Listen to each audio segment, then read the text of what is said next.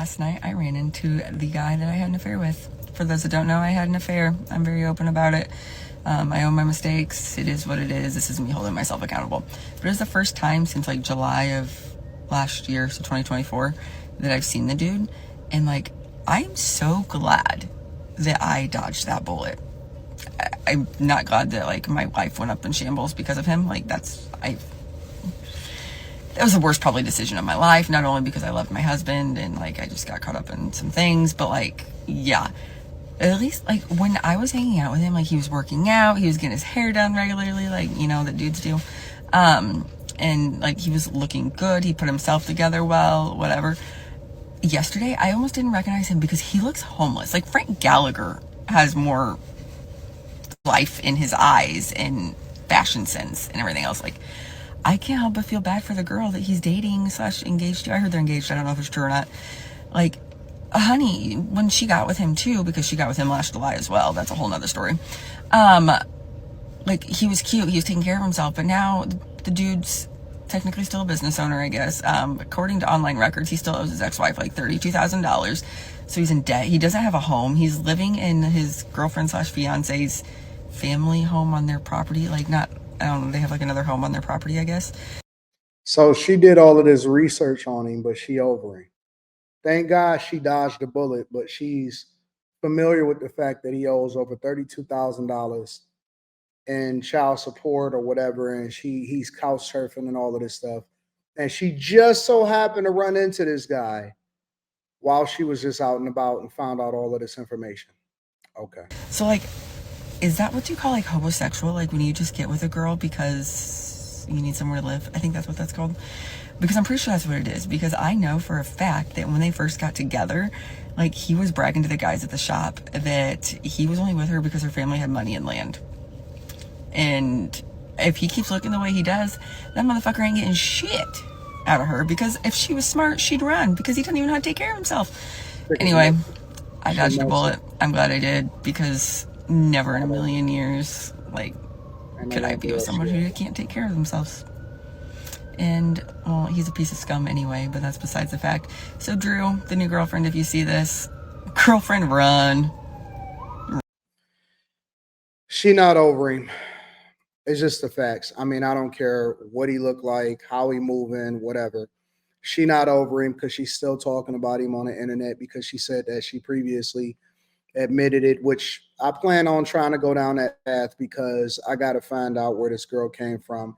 And I think I had seen a video of her before. But anyways, before we get into that, she clearly is not over him and she still want him and she's still liking and she's still feeling him. And so don't think for even 1 second while she's saying, girl, you better run and all of that, that she don't wish that she probably had one night with him. And it seems like she blew up her whole life because that's what she just admitted, that she blew up her whole life because she had an affair. So obviously she's not a smart decision maker either. But we just gonna go ahead and deep dive into this. Let me see what else she's talking about. Run like the other, like his ex-wife and I both did, because dude needs help. He's a train wreck, and you're too cute for that. Like, you're so pretty, and from my understanding, you're so sweet, and you have a great family. Hey, get out of these small towns, bro. Get out of these small towns if you got anything going for yourself, because this is the type of activity that's gonna happen in those small towns. I hope you're the best. As for Trent, get bent. Do better. Let's have a post-divorce crash out together. I have been holding in so fucking much. I just have to let it out. I think it's the only way I'm going to move on. My biggest frustration in divorce is the fact that, like, my husband and I were together since, we were in high school.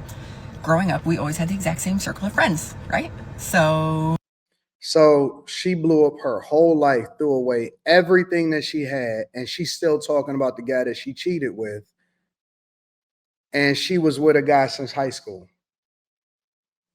This is why guys are afraid of getting married, bro. They're not afraid of getting married because of what, good or bad or anything like that. They're afraid of women doing stuff like this. We've all been friends for, call it 20 plus years now, since middle school. Through my divorce, my friends apparently decided to pick sides. But I don't know. So I have a whole lot to say. I've thrown a lot of baby showers, diaper parties, wedding showers, been in multiple weddings and everything else. But yet they all seem to have forgotten that I did a lot for them. And I'm not doing this to gain praise. I'm doing this because I just want to know what the fuck I did. So, I don't think I did anything. I'm going to be honest. But here's where we're going to crash out. Let's just let it all out. Let everyone know how I really feel. We'll start with Big Nick, right? Hey, Big Nick, don't forget, you would be still in a trailer factory working a dead-end job, busting your ass all day, every day, and hating your life if it wasn't for me giving you a job. Just remember, you would not be part owner or whatever you and Scott have planned together without me. I'm the one that recommended you. I'm the one that spoke so highly of you that he gave you the opportunity. You started out as part-time, now you're full-time. I love that for you. I love that for your family. But you wouldn't be there without me. And like, let's not forget, I forgave you after everything you did to your wife. You know that one time you got caught sleeping with your wife's best friend, who also was your best friend's wife? Funny how that works. She messy. It's the messy one. This is the one that everybody should have stayed away from. This is the messy one that everybody should have stayed away from, ladies and gentlemen. Now I see it. The crash out. The crash out is here. Jesus, I don't even know if I want to watch anymore. So because everybody decided not to rock out with the messy one, and they was forced to pick sides, and clearly he was the better version because you was the one that cheated. Now you want to throw everybody else under the bus and You tell just forgot about everybody it. else business. But I didn't. I sure as hell didn't. And then let's move on to his wife, Taylor. Taylor, you've always been kind of a bitch. I think you've always been kind of like, from my understanding, according to your husband, is a little jealous of me for whatever reason, just because your husband was like one of my best friends. And I don't get why, but like you always gave this mean girl mentality and I just wasn't here for it. Did we have fun together sometimes? Yeah, absolutely.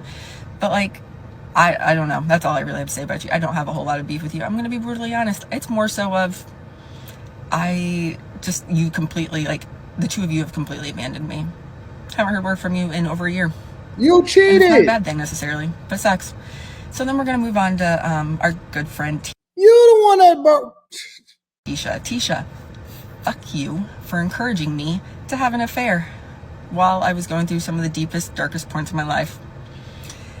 Just because you were having an affair for 10 years with a married man doesn't mean that you should encourage other people to do the same. You are an evil person. I will stand my ground on that. You are not mentally right. And I really don't want you around my kids, to be honest, because I do not want that around my kids. And the fact that my ex-husband hangs out with you, knowing that A, you had an affair for 10 years on your husband, who is his best friend, and B, knowing that you encouraged me to have an affair, I showed him the text. He knows. He's not blind. Like, he knows.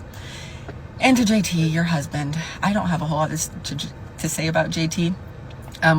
For the two of you, I hosted diaper showers, birthday parties. How many times did I come with a birthday cake? How many times did I come over for holidays and everything else? And it was all because of me.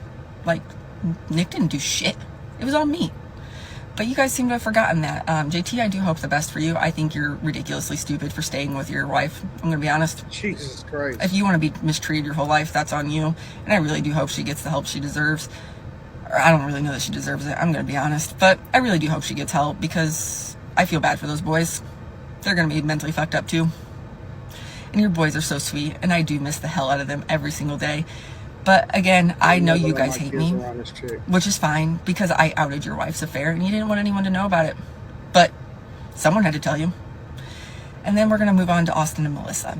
I'm not doing no more. I'm not doing it. If y'all want to check out her content, I always like to give credit to the content creators, regardless of whether I agree with them or not. Jesus Christ. I love y'all. I appreciate y'all. Let me know what y'all think inside of the comments. Make sure y'all tap into the Patreon. Link is in the description. T. Hanley, 40% off your first order, 20% off for life. I love you. I appreciate you. I'm going to holler at you guys later. Peace.